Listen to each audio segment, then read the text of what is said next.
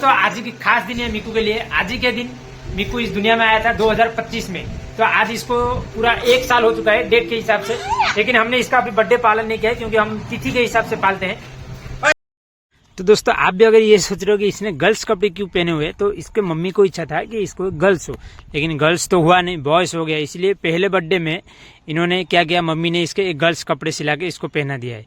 और ये जो आप केक देख रहे हो, ये केक इसके मम्मी ने खुद अपने हाथ से बनाया, क्योंकि उनको केमिकल ज्यादा नहीं खाना था, बच्चे को क्यों पहले केमिकल दे, इसलिए। फिर हमने केक काटा, केक फिर हमने घर में सबने खाया।